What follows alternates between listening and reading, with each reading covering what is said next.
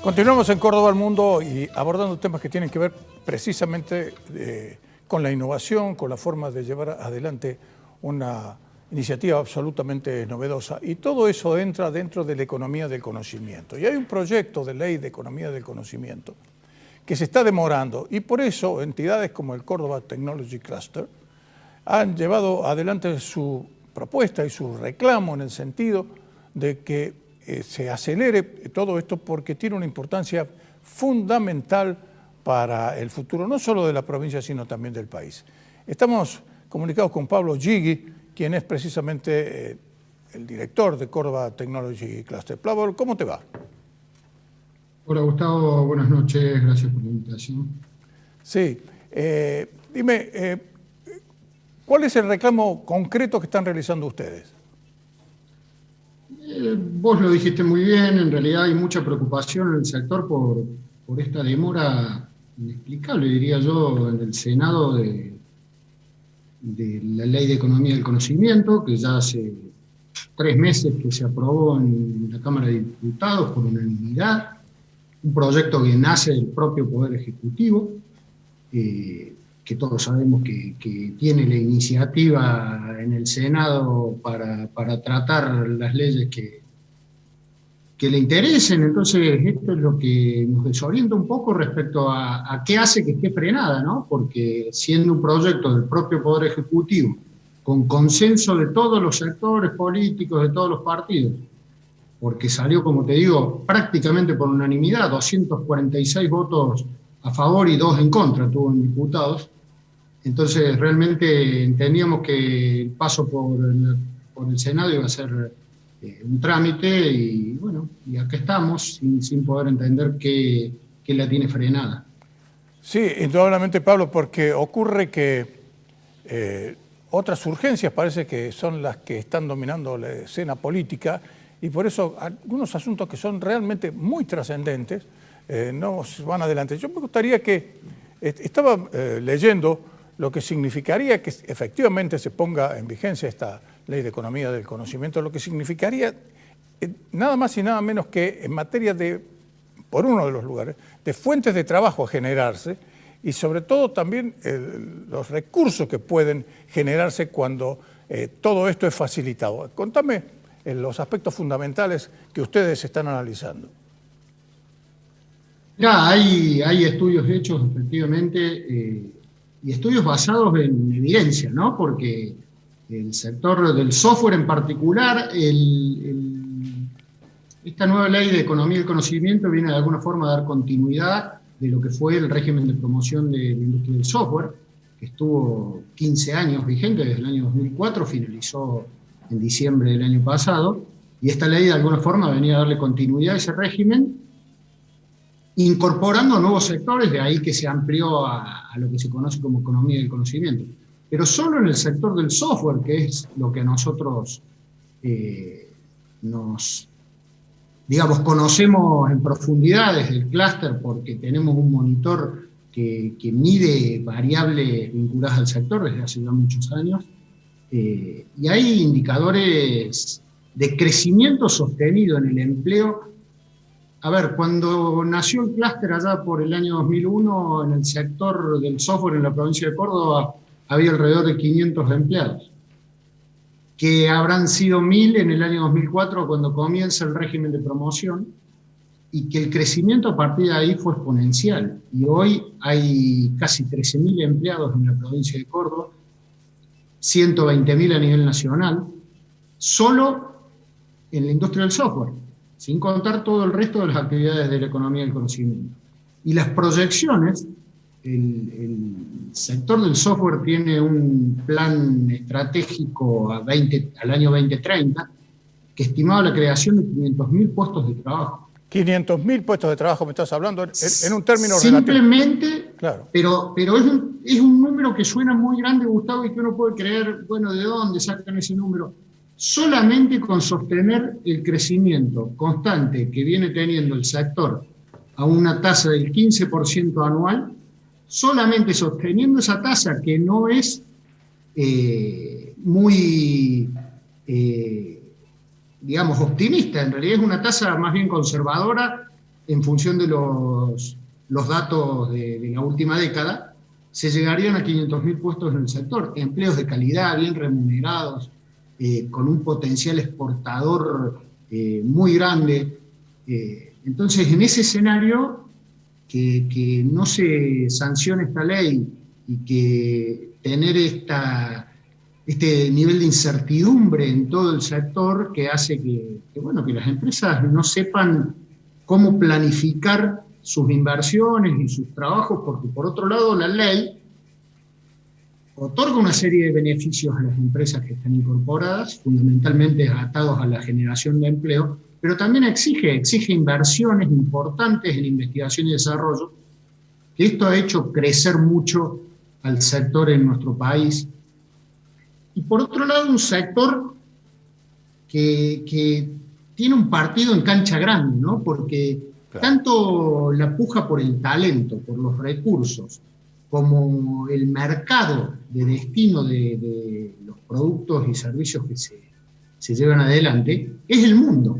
Exactamente. Entonces, tenemos que competir contra empresas de todo el mundo, tanto por los clientes como por los talentos, y por lo tanto se deberían generar estas políticas que de alguna manera permitan ser competitivos frente a otros países del mundo, claro, donde ya de por sí las condiciones son mucho más favorables para las empresas.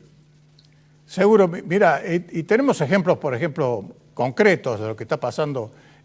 Un solo caso aquí en Córdoba, como es el caso de Globant, por ejemplo, ¿no? Es una de las tantas empresas, por mencionar una, pero sabemos que hay muchas más y que están allí, es decir, como un cohete esperando que le enciendan la mecha para despegar. Y para eso tienen que tener facilidades, es decir, no se puede seguir con leyes que están sancionadas y pensadas para el siglo pasado, no para el actual, ¿no? Absolutamente. Nosotros, lamentablemente, en Argentina todavía estamos estancados en algunas discusiones que en el mundo están superadas, ¿no? Recién te escuchaba que hablabas con Marcelo del tema del teletrabajo y todo esto, y la verdad que da esa sensación, que acá estamos frenados en discusiones que el mundo ya superó hace mucho tiempo. Y acá volvemos siempre para atrás. Esto, insisto, fue el régimen de promoción del software, una política de Estado, porque se sostuvo a lo largo de 15 años con diferentes gobiernos, y el año pasado, previendo que a fin de 2019 finalizado el régimen, en mayo se aprobó una ley, que es esta ley de economía y conocimiento, se aprobó por unanimidad, 100% de unanimidad en el Senado, y en diputados también fue con 2 votos en contra. Efectivamente. Y todas las previsiones a partir de ahí las empresas las hicieron en función de un régimen que todos esperamos que estuviese vigente. Entonces, la verdad que estar llegando ya terminó el tercer trimestre del año sin el régimen vigente es una situación que preocupa y mucho. Sí, Pablo, lo interesante y lo inexplicable en este asunto es que el Estado aquí lo único que tendría que hacer es facilitar las cosas porque no tiene que poner un peso. Es decir, porque es algo absolutamente innovador que estábamos conversando recién con Marcelo Bechara. Es algo absolutamente innovador y en consecuencia es una cosa totalmente nueva, no tiene nada que ver con ninguna necesidad específica, porque incluso esto se trata de conectividad, es decir, se trata de utilizar la inteligencia para llevar adelante proyectos que, como decías vos, pueden llegar al mundo y llegan con un clic. Es decir, no estamos necesitando containers, no estamos necesitando aviones, no estamos necesitando absolutamente nada en este sentido. Decime, ¿de cuánto han sido las exportaciones de software en Córdoba el año pasado? Tiene una cifra en dólares muy importante. Mira, a nivel nacional fueron alrededor de 100 millones de dólares. Lo que se estima que se va a perder, no el monto de exportación, el monto de exportación en Córdoba, ya te lo digo, porque lo tengo por acá a mano. En Córdoba el año pasado las exportaciones llegaron a 120 millones de dólares. En algo absolutamente nuevo, ¿no? Software cordobés.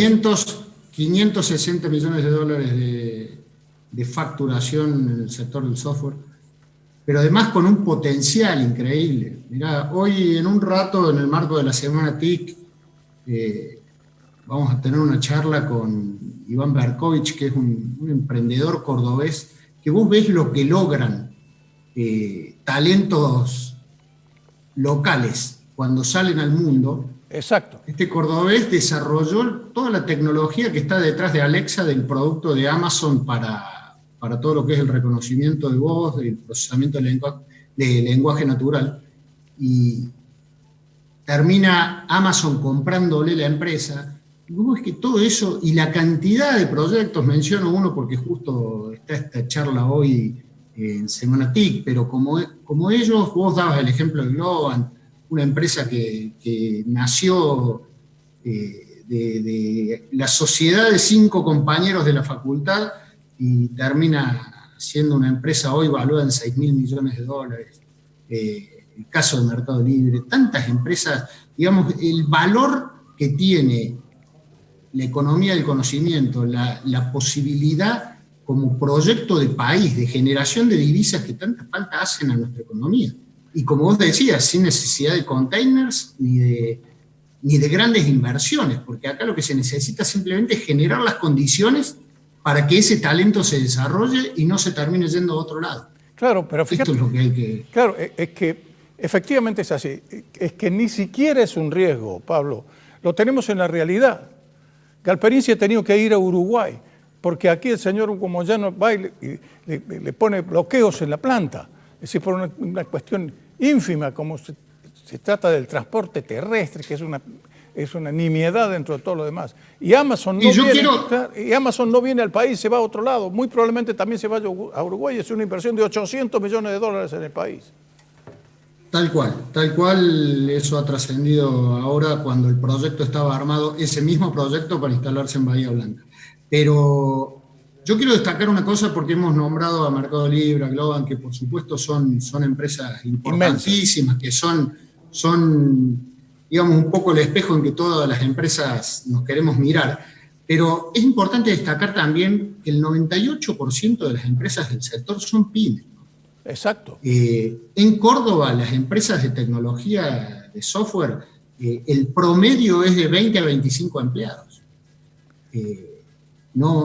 Cuando uno habla del sector y habla de casi 13.000 empleados en la provincia, no estamos hablando de estas grandes empresas que ya trascienden fronteras, cotizan en bolsas de Nueva York y demás, que bienvenidas sean y ojalá haya muchas más, pero el universo de las empresas del sector son pymes locales que crecen a partir del talento y de lo que generan nuestras universidades.